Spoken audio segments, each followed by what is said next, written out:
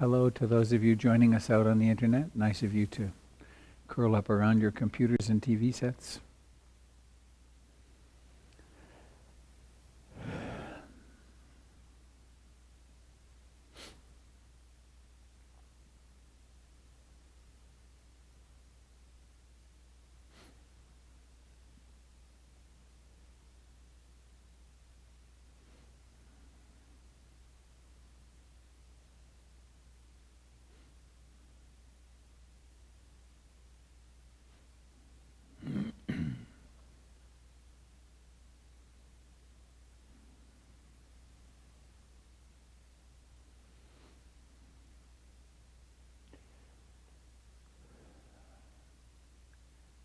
This last few weeks have for me been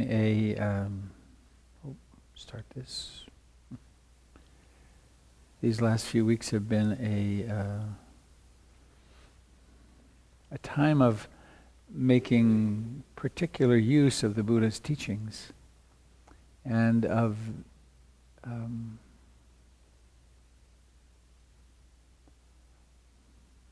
finding them extraordinarily valuable. And the context of this has been the death of Debbie Maimi, who's one of our beloved Dharma sisters, who hasn't been here at the center in some time, but she's been on retreats with me. And she was driving down Barber Boulevard last week and collided with the back of a dump truck. And poof, was gone. I have a lovely picture of the two of us standing here in front of the altar. Today's Friday. I met Friday with her family, husband and kids and mother, and we're planning a memorial service for next Saturday here.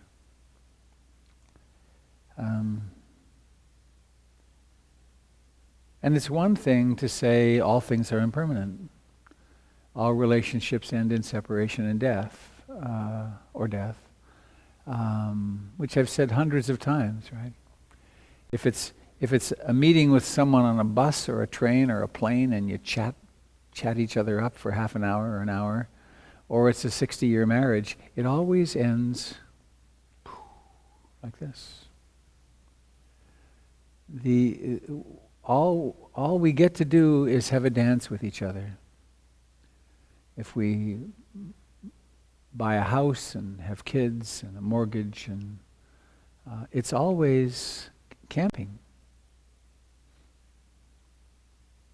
And it's really easy to forget that. It's kind of normative to forget that. And that's why the Buddha's teachings on impermanence, and particularly the reminders, the contemplations on death, are so essential. And I'm off doing a 2-year program. It says 20 people or 25 people in it. And we're coming to the end of the first year, and there's been 7, 8, 9 contemplations specifically on death, and there's another 4 more.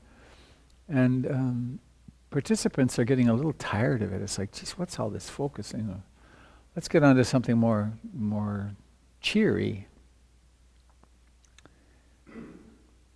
Well, the reason for the focus on it is that it's the fundamental delusion that we have. That's not real. That's not going to happen to me. Not going to happen to my loved ones.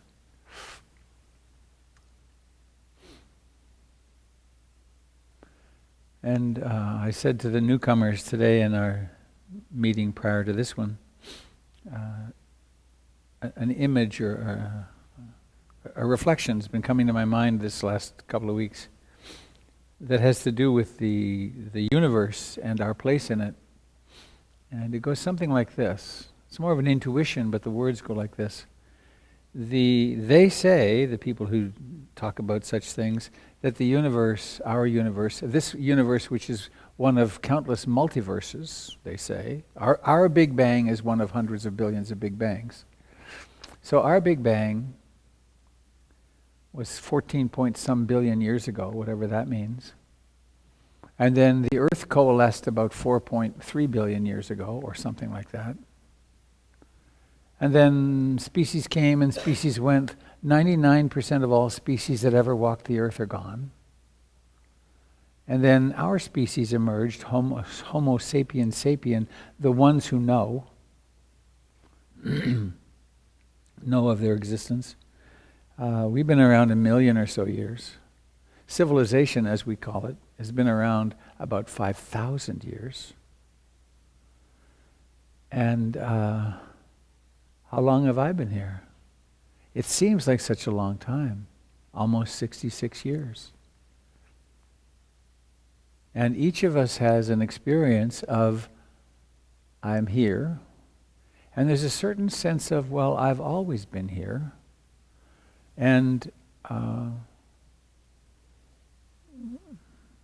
there's not a lot of enthusiasm for, well, there will come a moment when I'm not here.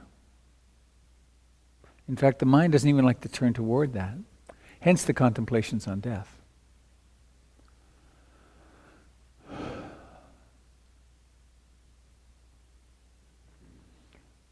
We comfort ourselves as a species with stories about an afterlife.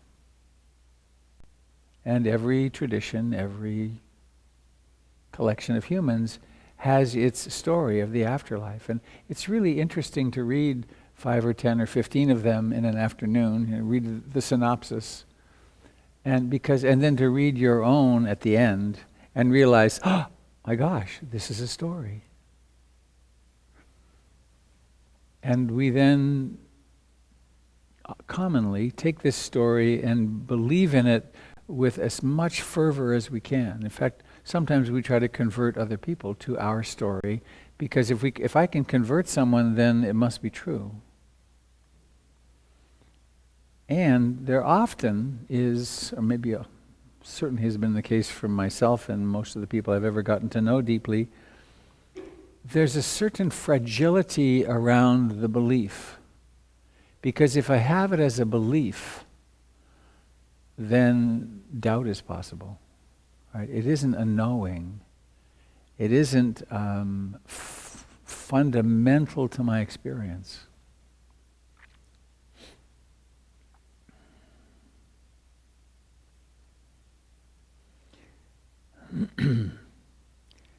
As I understand and experience the teachings of the Buddha,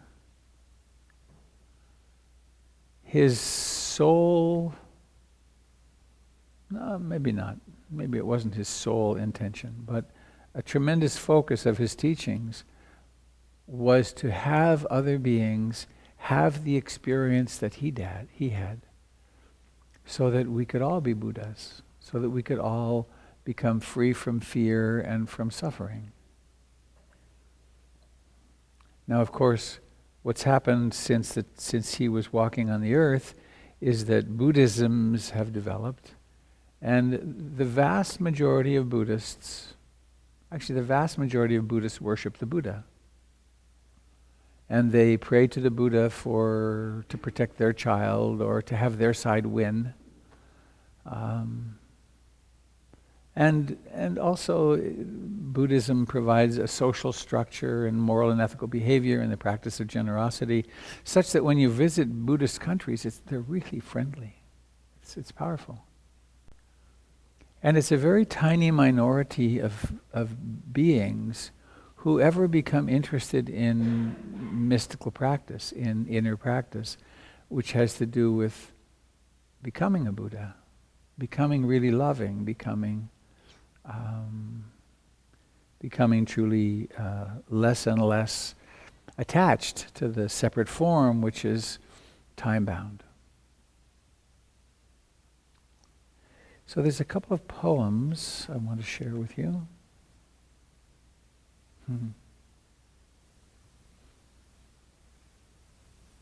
Oh, it's here.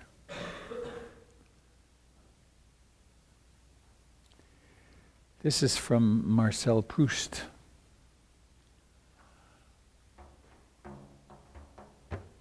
We say that the hour of death cannot be forecast. But when we say this, we imagine that hour is placed in an obscure and distant future. It never occurs to us that it has any connection with the day already begun, or that death could arrive at the same afternoon. This afternoon, which is so certain, and which has every hour filled in advance.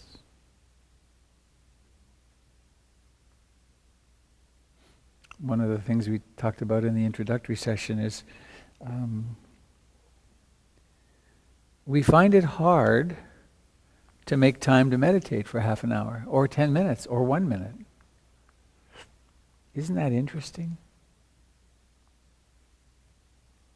The one thing that truly prepares us for our own disappearance, or for that of our loved ones, is the practice of meditation that helps us become aware that this is not all of who we are.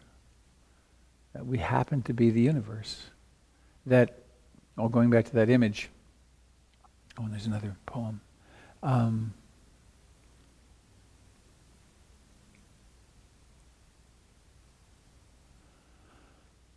Poem first. It's just a little reading from Alan Watts. This feeling of being lonely and very temporary visitors in the universe is in flat contradiction to everything known about humans and all other living organisms in the sciences. We do not come into this world. We come out of it as leaves come out of a tree. As the ocean waves, the universe peoples. Every individual is an expression of the whole realm of nature, a unique action of the total universe. Is that not an interesting paragraph? This feeling of being lonely and very temporary visitors in the universe is in flat contradiction to everything known about humans and all other living organisms in the sciences. We do not come into this world, we come out of it. As leaves from a tree, as the ocean waves, the universe peoples. Every individual is an expression of the whole realm of nature, a unique action of the total universe. 14 point some billion years, 1 million years of human history, a few decades of our own. Isn't it a bit odd to think, to have the belief, the notion that I exist in perpetuity? I want to. It's like it's flying in the face of something rather big. As opposed to the notion, perhaps, this living process is life manifesting. This is the living earth. Some years ago, a long time now, 20 years ago, I had a naturopath student, and I was taking less good care of myself at that point. Still working on that one. But she approached me at the end of a retreat, and it felt like she was holding me by the lapels. And she said, you say you're an environmentalist and that you care about the planet? Well then, why don't you take better care of this? Because this is the piece of the earth over which you have real responsibility. That's interesting, to take care of this.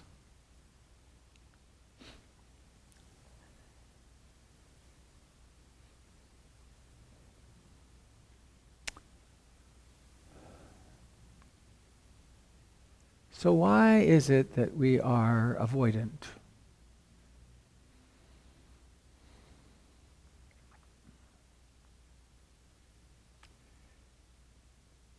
Because it's difficult. It's difficult to stay awake. It's difficult to face the realities of our lives. It's difficult to face the fact that a friend vanishes.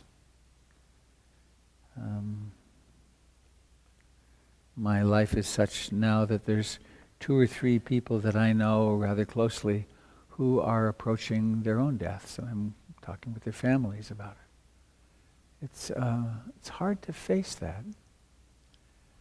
Who sitting here today or there out there, who encountered something in your meditation this morning that was difficult?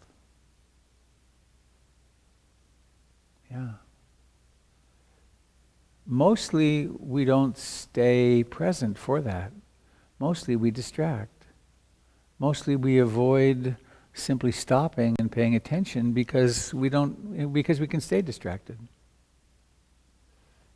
Here's a little, who wrote this? This is St. Thomas Aquinas. I said to God, "Let me love you." And he replied, "Which part?" All of you, I said. "Oh, my dear," God spoke, "you are as a mouse wanting to impregnate a tiger who is not even in heat." Colorful. You are as a mouse wanting to impregnate a tiger who is not even in heat. It is a feat way beyond your courage and strength. You would run from me if I removed my mask. I said to God again, "Beloved, I need to love you, every aspect, every pore." And this time God said, "There is a hideous blemish on my body, though it is such an infinitesimal part of my being. Could you kiss that if it was revealed?" "I will try, Lord, I will try." And then God said, "That blemish is all the hatred and cruelty in this world." I said to God, "Let me love you." He said, "Which part?" All of you, all of you." "Oh, my dear," God spoke, "you are as a mouse wanting to impregnate a tiger who is not even in heat. It is a feat way beyond your courage and strength. You would run from me if I removed my mask." I said to God again, "Beloved, I need to love you, every aspect, every pore." And this time God said, "There is a hideous blemish on my body, though it is such an infinitesimal part of my being. Could you kiss that if it were revealed?" "I will try." And then God said, "That blemish is all the hatred and cruelty in this world."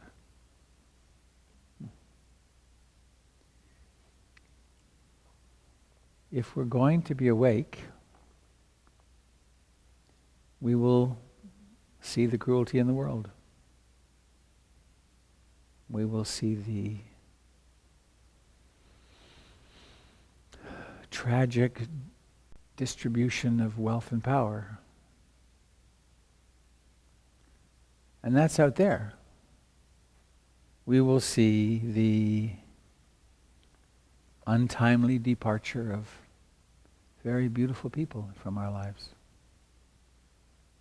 Untimely. I think it's always untimely.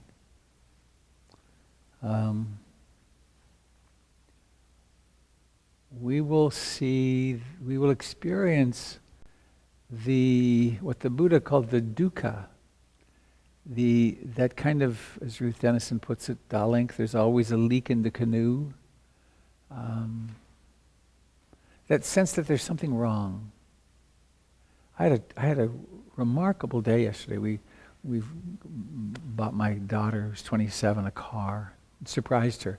It was really hell keeping it secret. It's the opportunities there were for the secret to be blown were astounding, and also it was a great experience in lying.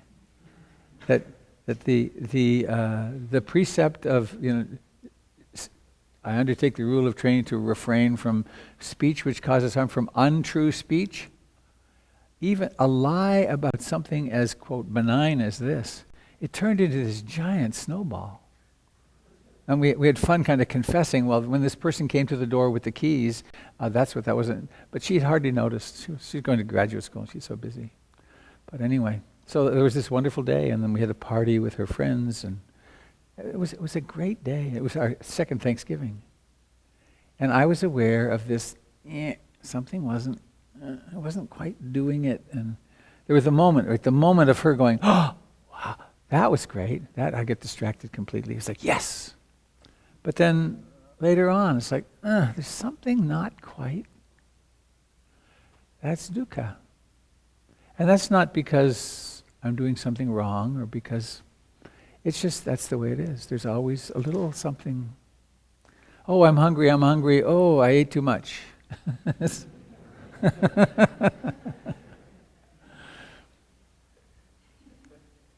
And I don't have this problem because I like food. I'm kind of a gourmand rather than a gourmet. But there's the problem of, this doesn't taste, maybe this should have had a little more salt. There's always a way we can make sense of dukkha.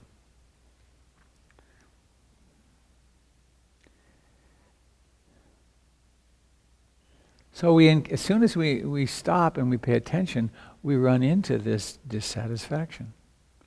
And that's another great reason not to meditate. Because when we come to meditation, what would you like when you meditate?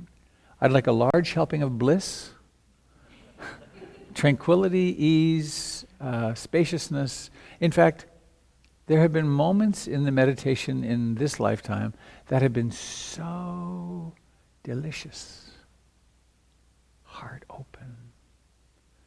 I'd like a double helping of that, please.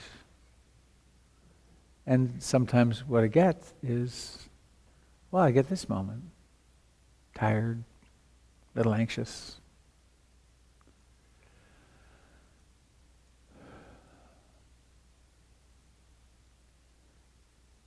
Fortunately, again, the entire Buddhist teaching,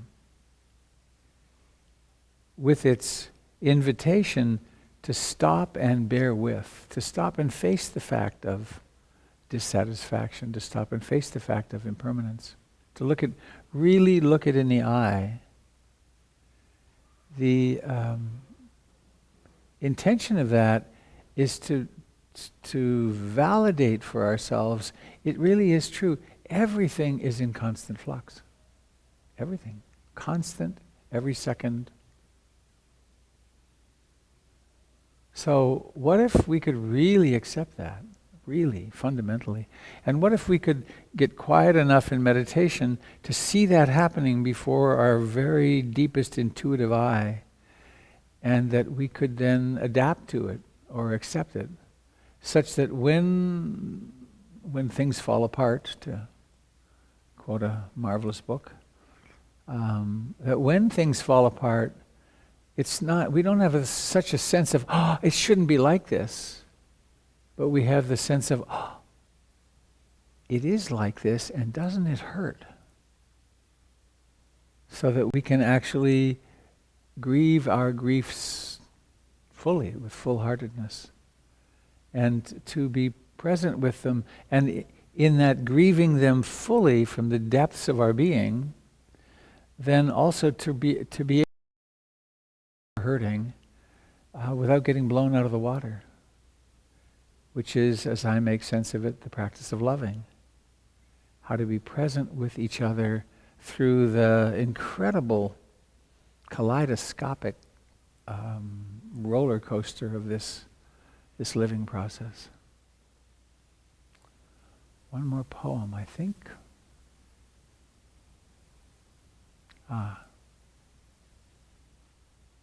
Oh, forgot I came across this one this morning.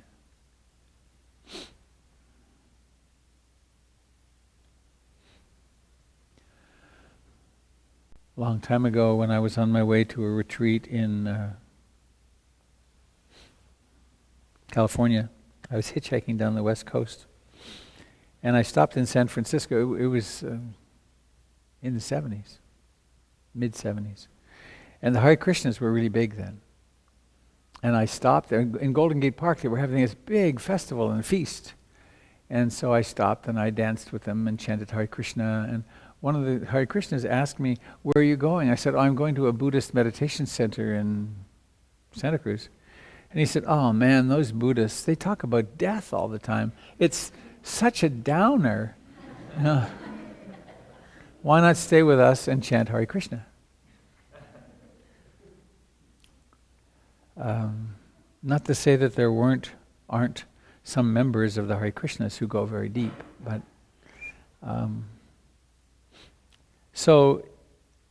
and I went and I did a month, or I guess that was 2 months of meditation, during which I encountered a lot of a great delight, but also some real heaviness in my life. Some of the issues that I'd been running from. And this is a poem by Robert Bly that speaks of that willingness to encounter the dark side, the darkness of our lives, the suffering.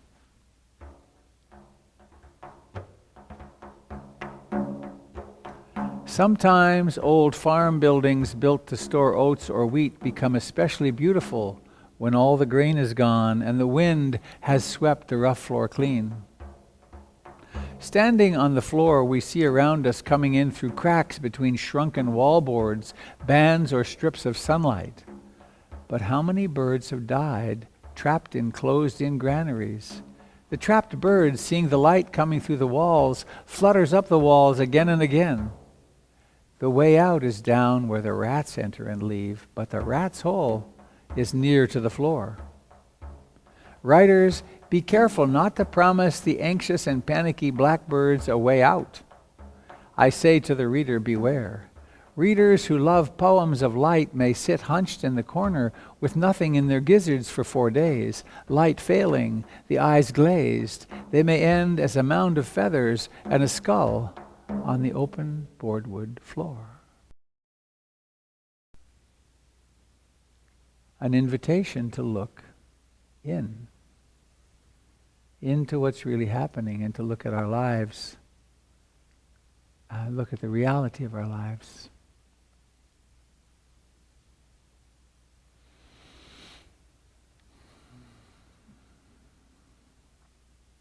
How many of you are familiar with, how many of you could name the Four Ennobling Truths, Four Noble Truths?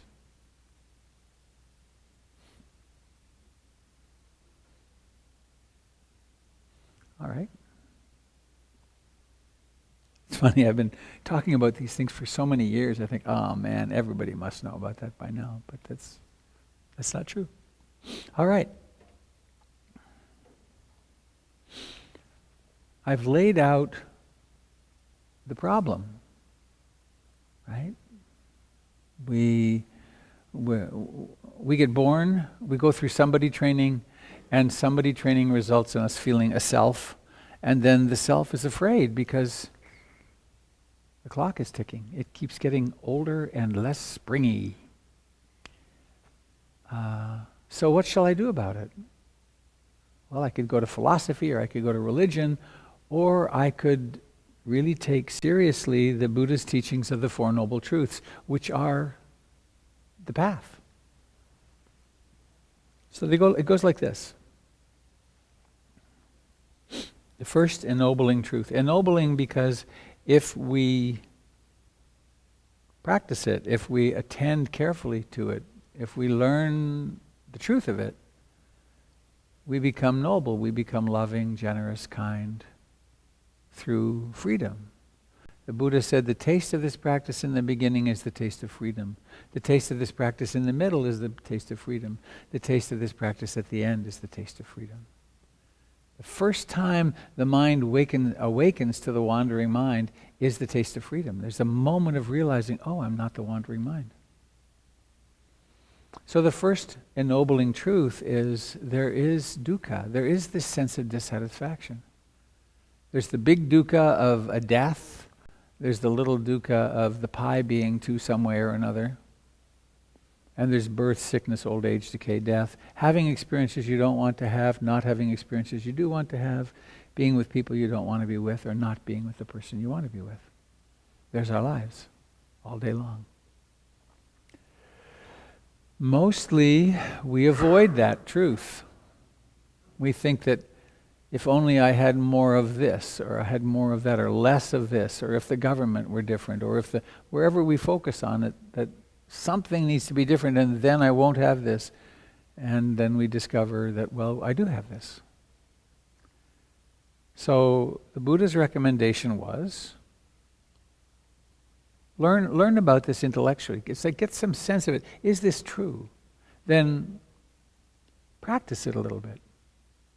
Start turning toward when there's this sense of dissatisfaction in your life, instead of turning away, turn toward it as open-heartedly, as fully as you can, and experience it. Quite counterintuitive. And then you start to understand it. It's really true. The second ennobling truth. Oh, and it would be grim if we stopped there, right? There's a lot of suffering, pay a lot of attention to it, and it gets worse. Learn to bear the suffering as a wagon bears a load, and there you have it. But as we develop a mind that can do that, we also develop a mind and heart that can observe, why is this happening? It's happening because of something that's happening in the human mind, which is, I won't accept it like it is. The reality is unacceptable. And this is happening quite unconsciously. So if reality is unacceptable, let me start paying attention to that aspect of consciousness, of mind, which says, I won't accept this. The aspect of mind where we have what are called unenforceable rules. People shouldn't die. I shouldn't get old. Those bad things, tsunamis shouldn't happen. Earthquakes shouldn't happen. Are you noticing how they're happening all the time? And we have stories now, bad things are happening on the earth. Bad things are always happening on the earth. 150,000 people die a day just because that's how it is. Over 200,000 come in as babies, but the flow through of life is it's huge, right? And earthquakes. Back, not to get too many side trips here. My daughter and I visited Turkey a few years ago, and we visited I can't remember the name, really beautiful Grecian ruin.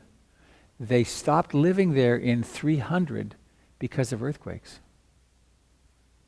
That hillside had lots of earthquakes. So anyway,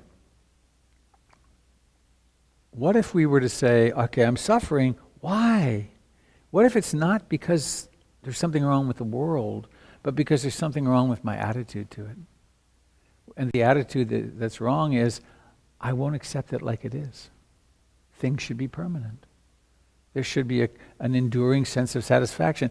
And I should have a sense of myself which is stable day to day, week to week, year to year. And what if those aren't the way it is? So then the second ennobling truth, we hear about it like this, and then we maybe start observing. Well, I'm sitting in meditation and I'm suffering. Oh, when's the bell going to ring? Or my knee hurts. So what's the unenforceable rule? I shouldn't hurt. So then we start studying the unenforceable rules in our lives, and we discover that they're everywhere. That there's an equation. Whenever you're suffering, to the exact degree that you're suffering, there's an unenforceable rule, which is this shouldn't be happening. It's an amazing equation. Yay for the Buddha. What a discovery. E equals mc squared is important. Force equals mass times acceleration is important, right? The whole industrial age came out of it. The Buddha, 20-some hundred years ago, said, are you suffering? Well, you could stop. So we turn around and we experience the cause of suffering, this craving, this desire, wanting sense pleasures, wanting pain to stop, and wanting to become something. I want something to be different. As we do that, the third ennobling truth starts to emerge, which the Buddha called nirvana or nibbana in Pali. And that is when the desire stops, the suffering stops. When we realize, somehow or another, alchemically, when there's much more awareness of the craving, the wanting for this to stop, for the dukkha to stop, it starts happening. And circumstances happen in which one used to suffer a lot, and it doesn't even happen anymore. Or, a simple example, sitting in meditation, sitting in physical pain, and instead of getting up and leaving, you stay with, and you experience the pain and the suffering very clearly, and you develop a sort of loving warrior-like stance, and you abide in the middle of it, and you're observing the wanting for it to stop, and then suddenly it stops.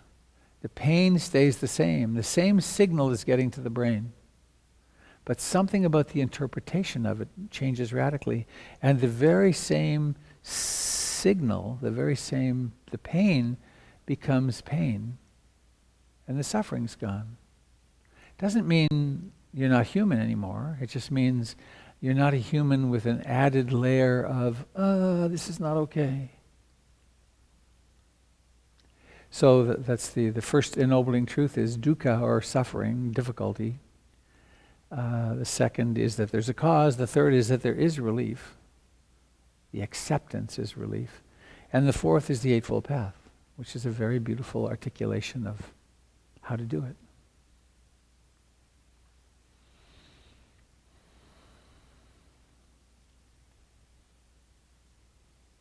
So what to do in a circumstance like this?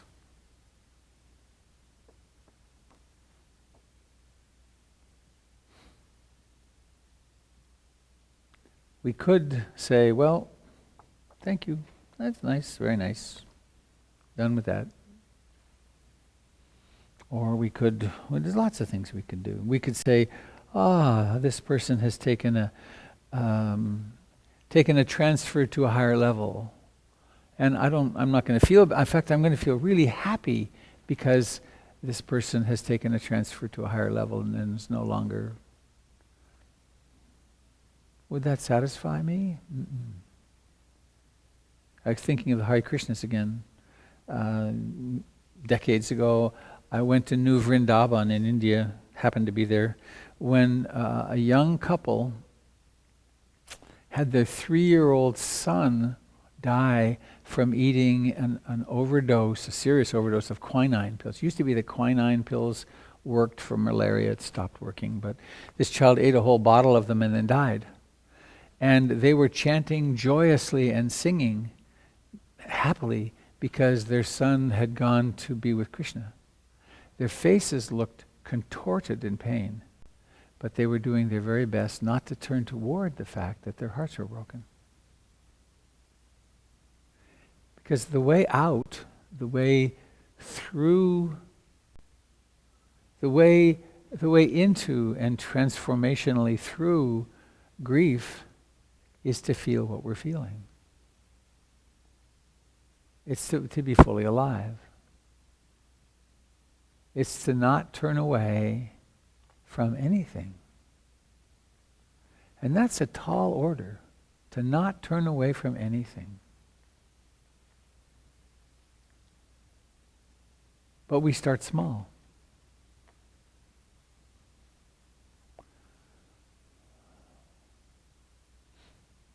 Stephen Levine, some of you may know, a marvelous Buddhist teacher of this generation, said something like, start today. Start practicing with the small disappointments and the small pains, because it doesn't really work very well in the moment when your body is shrieking because of pancreatic cancer or cancer in your bones or something, or when you've lost a loved one suddenly.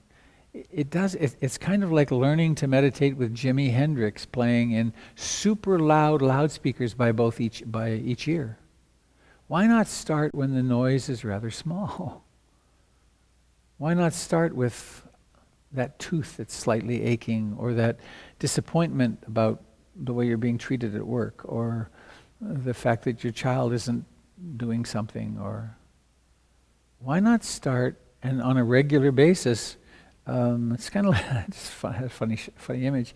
I gave myself allergy shots for years, allergic to cats.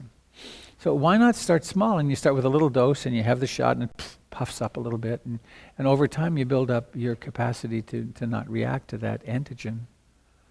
Why not do that with our lives when we're, as the Buddha said, young, when we're healthy, when there's no war nearby, when there's the time? Why not develop this human consciousness in an incremental way for when that, you remember the Indiana Jones movies, one way or another, he was always running in front of some giant 10,000 ton ball of something. That's what our lives can become in, my phone is here. Someone could walk into this room and say your life is on fire. It's all over the evening news. That's true. I could turn my phone back on and it could be a change. So this is a long way of going around saying, I invite you to practice.